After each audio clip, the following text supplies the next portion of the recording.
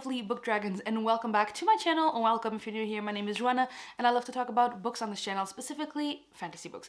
And today I am here with a pile of 12 standalone books I would like to read in 2023.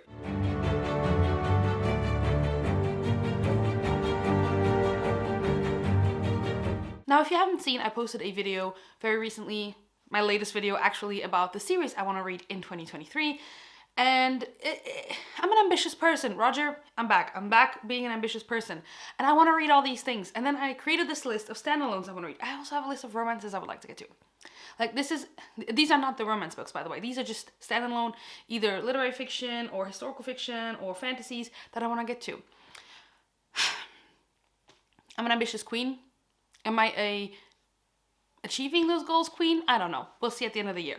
But here are 12 books that I want to read this year. These are books I've had on my shelf for either a very short amount of time and I want to get to them ASAP, or a very long amount of time and I want to read them because it's ridiculous to own these books for so long and not read them. And as always, I am someone who doesn't really like to know much about the books before going in, so I will probably give you like 3 bullet points about the synopsis or tropes if I know them, because I like to go in blind into my books and I don't want to read synopses. So without further ado, here are the 12 books I would like to read in 2023. The first one is a fantasy YA standalone, and I think it's YA. I'm pretty sure, yeah, I think this one is YA, but it reads a bit middle grade, and that is The Girl Who Fell Beneath the Sea by Axio. This book I got, of course, because of the stunning cover and because it falls into that subgenre of cozy fantasy that we are all enjoying and loving and just living in right now.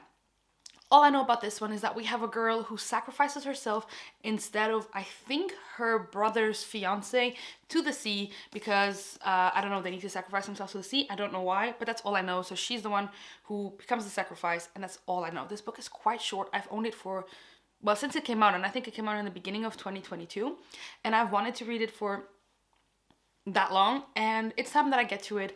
I love this cover. I think it's so stunning, and I love the US cover as well. This one had got stunning covers in both senses, and that's all I know about this book, and I want to read it because I think this would be a great palette cleanser. It's short. Amongst all of those big books I want to read this year, I think a book like this is exactly what I need to just cleanse my palette and start afresh into a next big fantasy book. The next book is a book that I've owned for quite a while, and this is the second book by this author that I own. I've read the first one and absolutely loved it, but I haven't gotten around to reading the second one, and that one is The Betrayals by Bridget Collins. I read The Binding by her and absolutely loved it when I read it. I think I read it in 2020, yeah, I think it was 2020, and I just loved that book so much, more than most people. And of course, the second this book was announced with a stunning cover, I bought it immediately and I thought I'm gonna read it the second I get it. And I, of course, did not do that. I did not do it. I still haven't read it. I started it last year when I was doing my Dark Academia reading vlog, and then I was gonna read 5 books for that vlog, and then I ended up only reading 3. So I'd started this one, and then I was getting out of the Dark Academia mood, so I put it down, but I do really want to read this. I loved her first book, and I want to read this one and see what I think. I don't really know what this one is about, because the problem with her books, at least with the first one, I read the synopsis of the first book. These are not in a series, by the way. These are standalone books by her, but when I say first book, her first published book, the synopsis really spoiled a big plot point of the book that would have ruined it for me if I had read the synopsis. So for this one, I'm not reading the synopsis. All I know is that there's like a game that these people are supposed to participate in, but I've heard from Liana that you don't really get an explanation about the game, and it's Dark Academia. That's all I know. And I don't want to know more. I am very much excited to get to this one. I need to make it a priority because I've owned it for so long, it's actually kind of ridiculous. Speaking of ridiculous, I've owned this book since it came out in 2017. I've owned this book for 5 years, unread, on my shelves. This is ridiculous.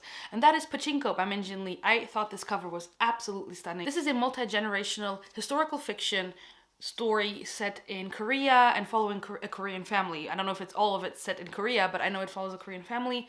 I'd heard amazing reviews about this book when it came out. I bought it. I thought the cover was stunning, and I was so looking forward to reading this. There's a show that came out of this. I don't think I can watch the show because I don't think it is on any platform that I can access it. But this book has been on my shelves for so long. 5 years. 5 years, guys. 5 years. So I need to get to this one. Like I said, all I know, multi-generational historical fiction story about a Korean family. I used to love historical fiction a lot, and then I kind of stopped reading it because it ends up sometimes being just too sad, and not in a grim dark way sad, but just like in a humans are the worst, kind of sad. But I do love multi-generational stories, and that's why I still really want to read this one, because I think this one is going to be incredible, and this needs to be a part. If I haven't read this by the end of this year, I don't know.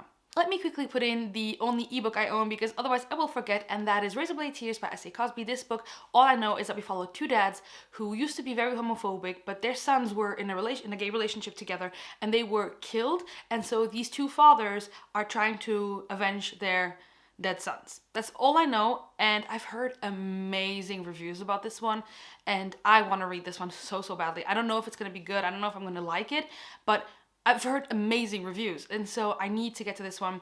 I own it on my Kindle. I bought it in a Kindle sale, and I just want to prioritize this one this year because it sounds like something I would enjoy, so I will get back to you on that one. Next up is a book that came out last year, and I got this really weird edition of it, but it is what it is. That is Carrie Soto is Back by none other than Taylor Jenkins Reid. This is one of the books in her Decades series, which is Malibu Rising, The Seven Husbands of Evelyn Hugo, and Daisy Jones and the Six, and Carrie Soto is Back. So this one follows Carrie Soto, who is a tennis player that we meet in Malibu Rising, and that's all I know. I don't know anything else. I know it's Taylor Jenkins Reid. It's set in her Decades series, and I love her books. I love all of her books. Even her non-Decades books, her just regular romance books, I enjoy a lot. Some more than others, but these books I've loved them all. Like, Evelyn Hugo is one of my favorite books of all time. Malibu Rising is a book I read last year, and I absolutely identify with it in so many ways. I loved it.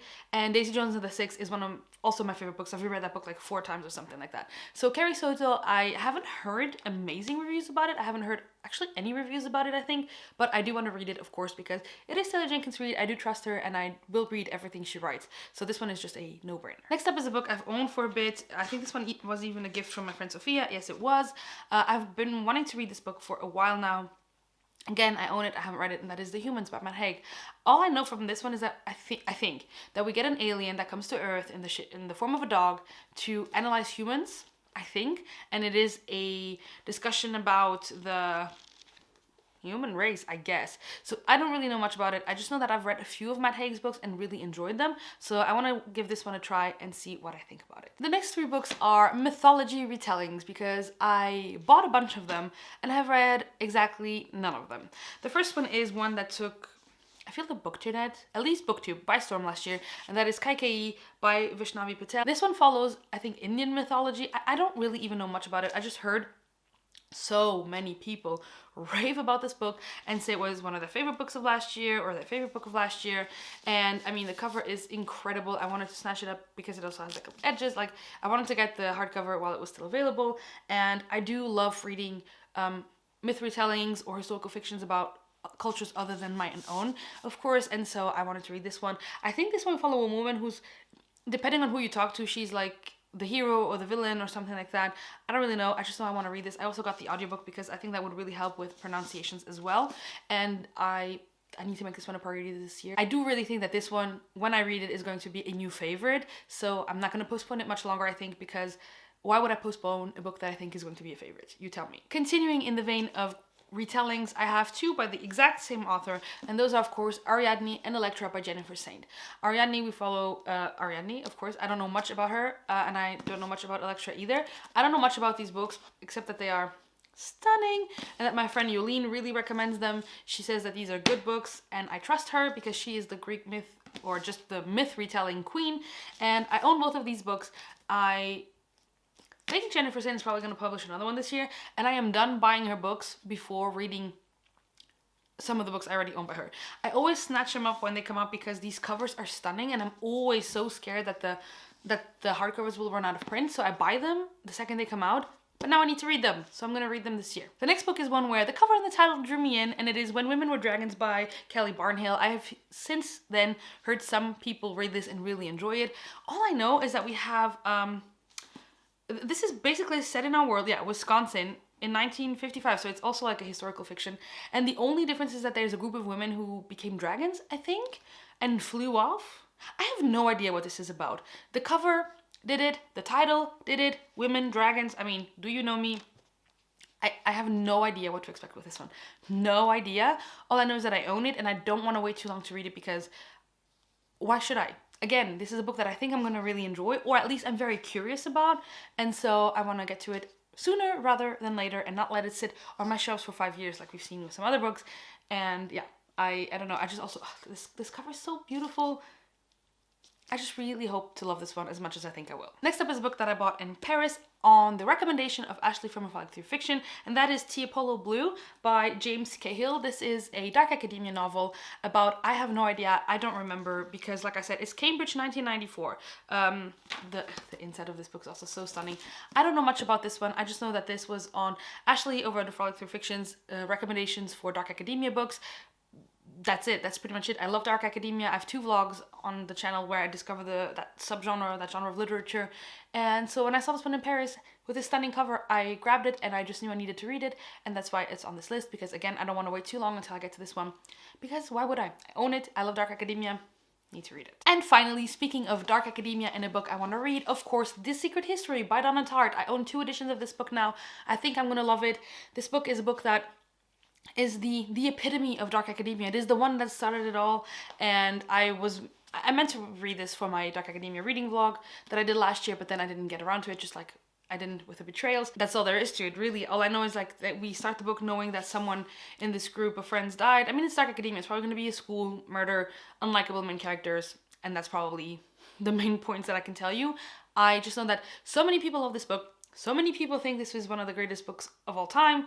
Maybe not that much, but they really enjoyed this book, and they say that this is the best dark academia there is out there. So I want to read it. I want to see for myself, and I own it now in 2 editions, like I said. So it's time to get around to this one and stop postponing reading it, because I love this genre. I own the book. Read it.